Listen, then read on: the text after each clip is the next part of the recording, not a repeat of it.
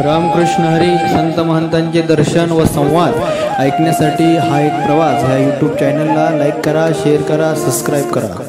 आता कसं झालंय बाबा, आता जो समाज आहे ना, तो समाज येणारा समजा काही बोलतो, तुम्हाला आश्रमात काम पाहिजे असं बोलतो, पण त्या काळात पण असा समाज होता का की बाबाजीकडे येणार, काही बोलणार, बाबा असं केलं, बाबा तसं केलं, असं काही बोलणार समाज होता त्यावेळेस?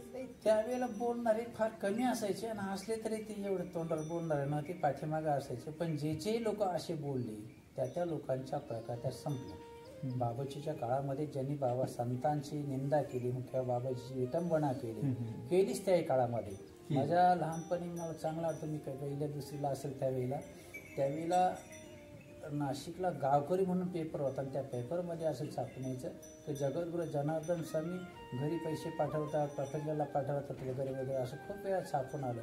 त्यावेळेला मला तेवढं ज्ञानही नव्हतं, पण बाबाजीने त्याला एकालाही काही उत्तर दिलं नाही, रिप्लायही दिला नाही। कारण निष्काम कर्म जनार्दन स्वामी की ज्याच्या डोक्यामध्ये जसा माल आहे तसा बाहेर पडतो, ज्याच्या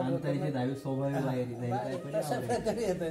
त्याच्यामुळे दुर्जनाचा विचार सज्जनाने करायचा नाही, सज्जनाचा विचार दुर्जनाने करावा। पण आता काय झालं, आपण दुर्जनाचा विचार सज्जन करतो, सज्जनाने दुर्जनाचा विचार कधीच करू नये। तसं जगद्गुरू जनार्दन स्वामी त्याचं काम तो करतो, आपण आपलं काम करायचं। म्हणून बोलणारे त्यावेळा नव्हते असं नाही, त्यावेळेला तर इतका त्रास होता बाबाजीला, तर तेवढा त्रास आज आम्हाला नाही। फार विटंबना करणं, मला स्वतःला शिकवायला असणार शिक्षक होते ते म्हणले काय ते संत, तर बाबाजीकडे जर कोणी श्रीमंत लोक आले तर श्रीमंत लोकांना बाबाजी बसायला टाकतात आणि गरीब आला का त्याला काम करायला लावतात। आता हे खरं आहे, पण संत ओळखणं तेवढं सोपं नाही। संत होऊन संत ओळखावं लागतो, साधू आपण तरी मग हे वर्म खरं होतं। मी पाहिलं की कधी जर मोठमोठे श्रीमंत लोक आले तर बाबा गाडीतून उतरतं पण माझा हा त्याला बसायला अनुभव काहीतरी, आणि गरीब आला तर बाजू भावा तिकडे 2 पाटे उचला, पुढे दगड उचला, शेतीचे कामं करा, त्याला श्रमदान करायला लावायचे। हे बाबाजी सेवा करून घ्यायची दिसत होतं, ते खरं आहे। पण साधूचं वर्म कळणं थोडं अवघड होतं, मलाही ते कळायला फार उशीर लागला। मी पाहिलं की हे आमचे शिक्षक म्हणतात ती खरी गोष्ट आहे, पण याचं वर्म काय, आणि वर्म असं होतं त्यावेळेला श्रीमंत हा श्रीमंत फोड झाला नाही, कारण मागच्या जन्मी त्याचं पुण्य होतं, त्या पुण्यामुळे त्याला ह्या जन्मामध्ये ऐश्वर्य मिळालं, श्रीमंती मिळाली। पण आता त्याची श्रीमंती टिकून राहिली पाहिजे, मग त्याला अपेक्षा काय, तर त्याला अपेक्षा आहे की साधूकडे गेल्यावर आपला सन्मान मिळाला पाहिजे। मग ज्याच्या जयामणी जैसा भावता या ताईसाचे अनुभव बाबाजी देत होते। मग जे श्रीमंत लोक आहेत त्यांना सन्मान पाहिजे, आणि मग ते सन्मान देण्याकरता बाबाजी त्याला सन्मान द्यायचे।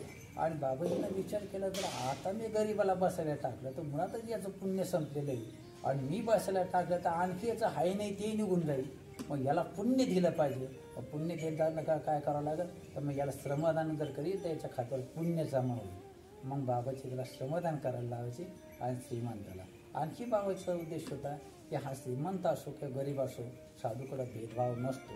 मग हा मला शरण आलेलं आहे, याचं ऐश्वर्य टिकलं पाहिजे। मग कधी टिकेल तर याचं दान शुद्ध झालं पाहिजे। मग याचं दान शुद्ध कधी होईल, याला सन्मान दिला, मग सन्मान दिला का आश्रमामध्ये पाहिण्यात होईल, आणा पैसा देईल, तर गोर गरिबाचे विद्यार्थी शिकतील, त्यांचं पुढे संगोपन चांगलं होईल। म्हणून श्रीमंताच्या बाबतीमध्ये बाबाजींचा व्यवहार असा असायचा, आणि गरीबाच्या बाबतीमध्ये बाबाजीचा व्यवहार असा असायचा की एवढ्या करता की याचाही उद्धार झाला पाहिजे आणि याचाही उद्धार झाला पाहिजे। आणि याच्यावरूनही बऱ्याच वेळा बाबाजींना टार्गेट केलं गेलं, बऱ्याच वेळा बाबाजींची टीका केली गेली तर संतांकडे भेद आहे, संतांकडे भेद नसतो, संत कळणं अवघड असतं।